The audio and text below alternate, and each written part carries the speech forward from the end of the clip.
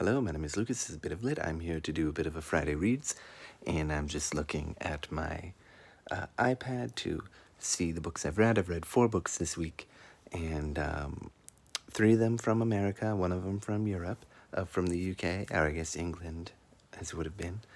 The first one I finished was by Jory John. He writes children's books. I read this one in the library at work. It is The Couch Potato. It came out last year. It is an absolute delight. It is amazing if you have children in your life, whether they're yours or someone else's. I recommend it, and I recommend any of his other books too.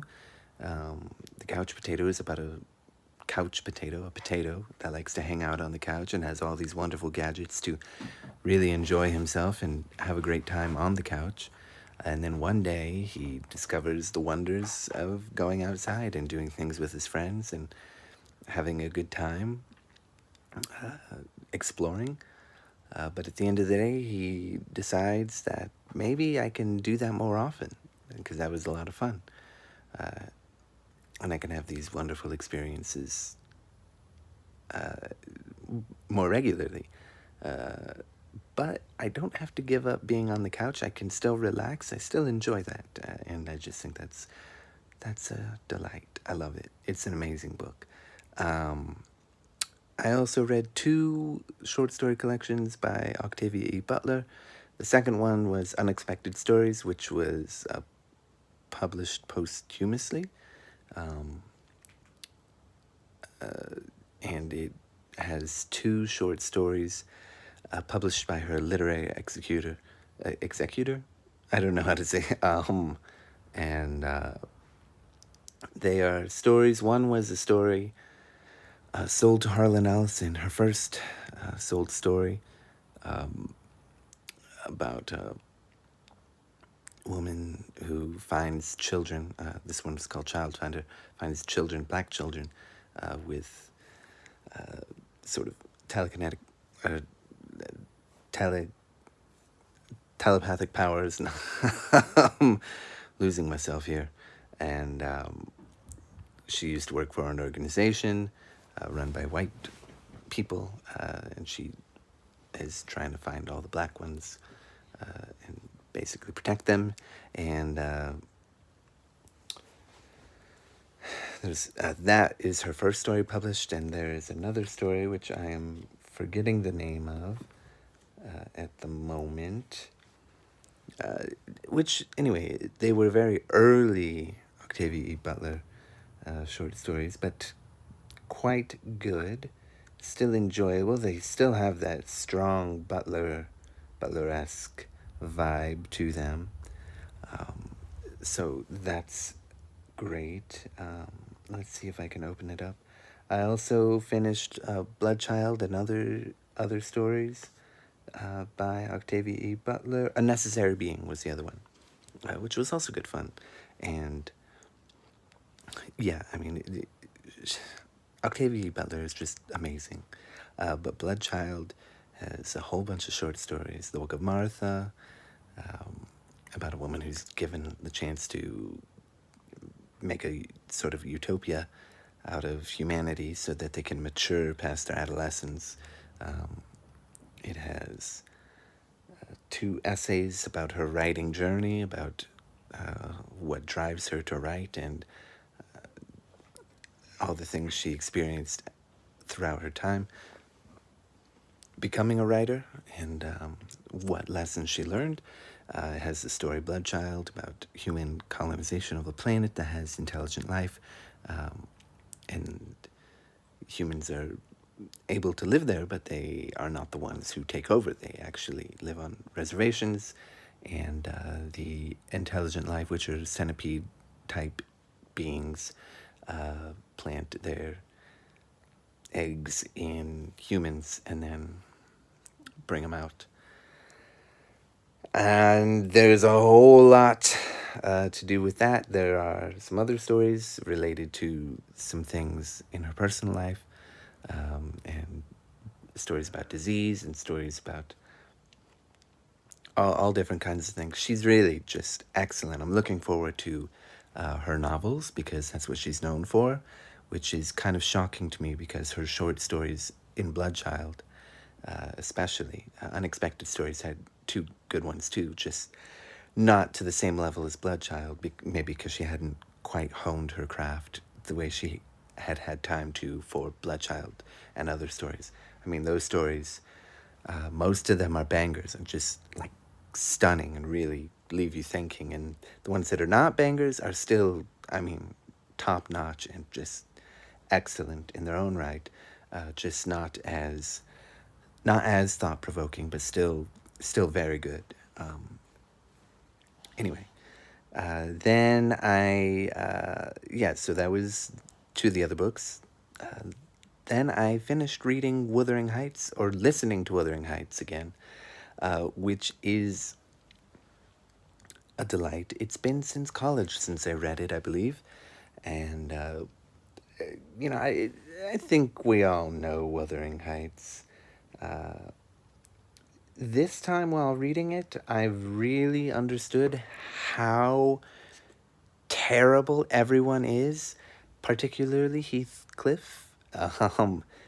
But I mean, Emily Bronte is amazing as a writer, I think. I mean, she's just fantastic. I fully understand how these people came to be the way they are, and why they act the way they do based on how they came to be the way they are.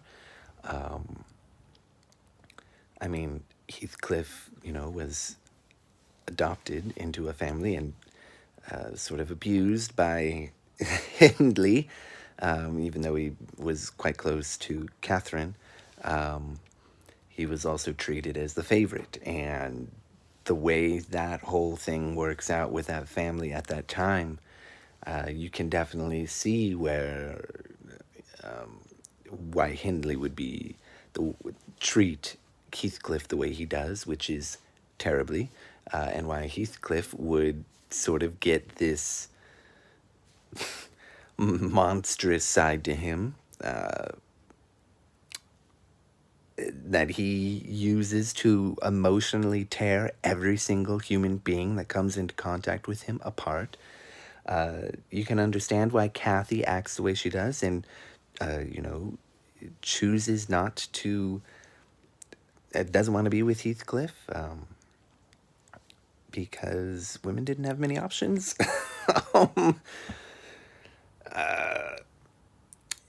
But of course, Heathcliff only hears the part where I can't be with him, no, and goes off to make his fortune through illicit means and then terrorizes this place financially.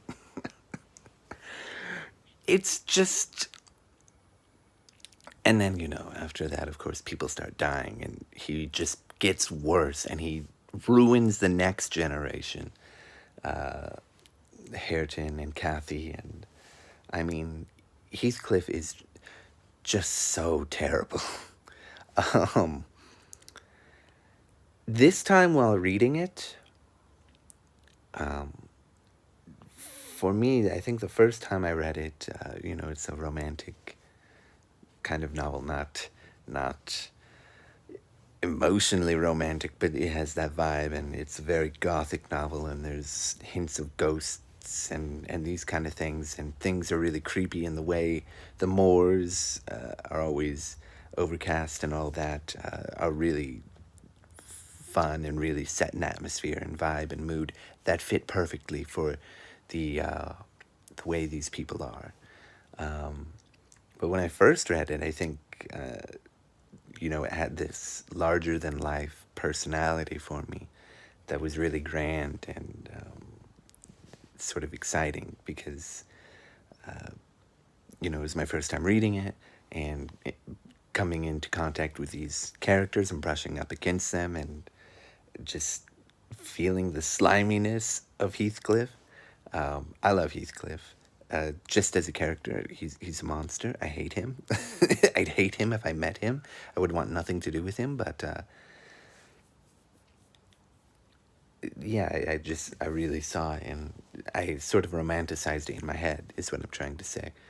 This time, I feel really gross having experienced the book in a great way. I mean, it's absolutely fantastic. But like now that I'm more mature, I see how terrible a lot of these characters are. I understand to an extent. Like I can see why they act the way they do. Um, Not a lot of it's very excusable, to put it lightly, politely, I guess. Um, but I mean, it's just a tragedy, and it makes me sad because, like, I can see. I can't really, when I read, I don't actually visualize things, but I can feel. I guess that's the sensation I have in my mind. It's kind of like a picture in my head. I guess I don't know how to explain it. Um, but I can feel these characters. I can I can picture them in real life, even though I can't visualize when I'm reading. I can picture meeting some people like this, or bumping up into a situation like this, or knowing someone who's in a situation like this, or any number of ways, except they're not isolated in a single place, Wuthering Heights or Thrush Cross Grange. They are interacting with the whole world.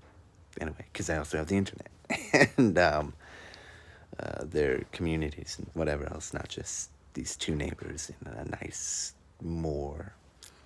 Anyway, fantastic book. Emily Bronte is stunning. I will probably reread it years and years down the line. I don't want to reread it too frequently, but we'll see how I feel about it much later. Because, I mean, it's just amazing. It's an amazing work of art. As so far, everything I've read this month has been absolutely outstanding. I would say I definitely prefer